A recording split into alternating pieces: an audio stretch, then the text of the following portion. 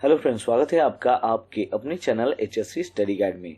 आज इस वीडियो में हम बात करने वाले हैं एडनॉक के वर्क परमिट सिस्टम के बारे में और साथ ही हम जानेंगे कि एडनॉक में कितने टाइप्स के सर्टिफिकेट्स होते हैं जो वर्क परमिट के साथ में हम अटैच कर सकते हैं। और ये जो वर्क परमिट सिस्टम है ये हम जानने वाले हैं वर्क मैनेजमेंट सिस्टम के थ्रू। तो चलिए शुरू करते हैं।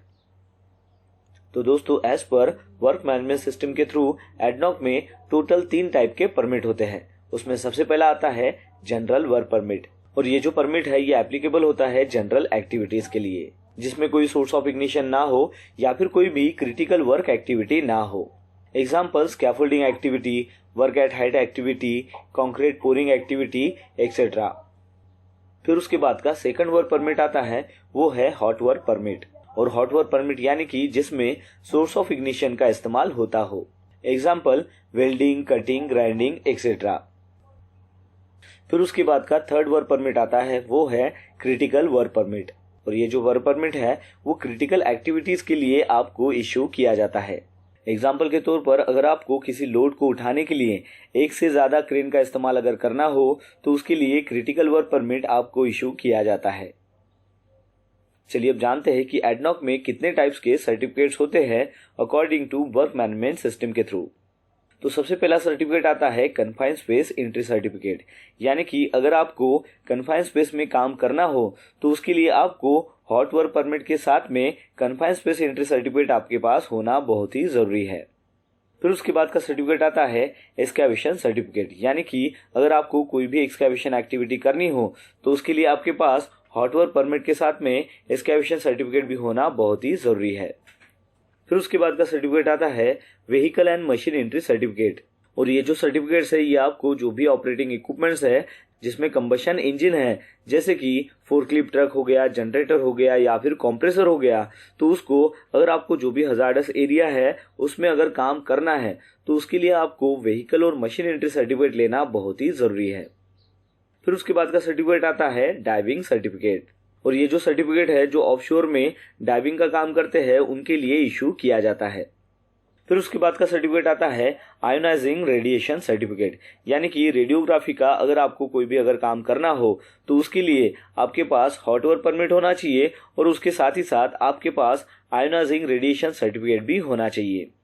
फिर उसके बाद आता है एटमॉस्फेरिक टेस्ट रिकॉर्ड फॉर्म और ये जो सर्टिफिकेट है ये इसलिए इशू किया जाता है ताकि जो भी हार्मफुल वेपर्स हो उसका कॉन्सेंट्रेशन क्या है या फिर वहां पर जो भी ऑक्सीजन कंटेंट है उसकी एडिक्वेसी क्या है या फिर काम के वक्त जो भी पीरियोडिक या फिर कंटिन्यूअस एटमॉस्फेरिक टेस्टिंग वहां पर क्या है उसको रिकॉर्ड करने के लिए ये सर्टिफिकेट इशू किया जाता है।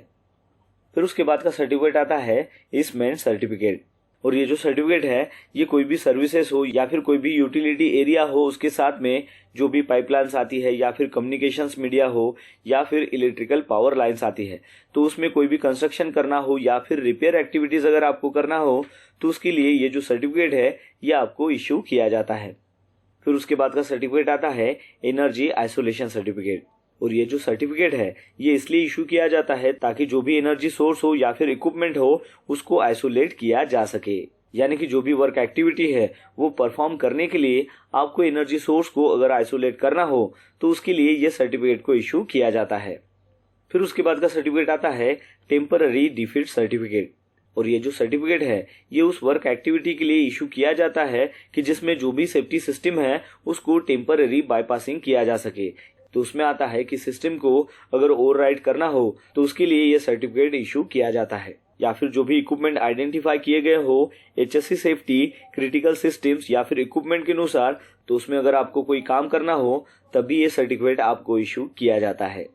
फिर उसके बाद का सर्टिफिकेट आता है रोड क्लोजर सर्टिफिकेट और ये जो सर्टिफिकेट है ये रिक्वायर होता है ताकि जो भी वर्क एक्टिविटीज है उसको आपको करने के लिए अगर रोड को क्लोज करना हो तो उसके लिए आपको ये रोड क्लोजर सर्टिफिकेट इशू किया जाता है। तो इस प्रकार एडनॉक में 10 टाइप के सर्टिफिकेट्स होते हैं और वो भी according to work management system के थ्रू, यानी कि जब भी आपको कोई एक्टिविटी करनी हो तो उसके लिए आपको परमिट इशू किया जाता है और साथ ही साथ उसके रिलेवेंट जो भी एक्टिविटी अगर आपको करनी हो, एग्जाम्पल के थ्रू अगर आपको कन्फाइंड स्पेस में अगर एक्टिविटी करनी हो तो उसका भी सर्टिफिकेट आपको इशू किया जाता है, यानी कि वर्क परमिट के साथ साथ आपके पास सर्टिफिकेट भी होना बहुत ही जरूरी है।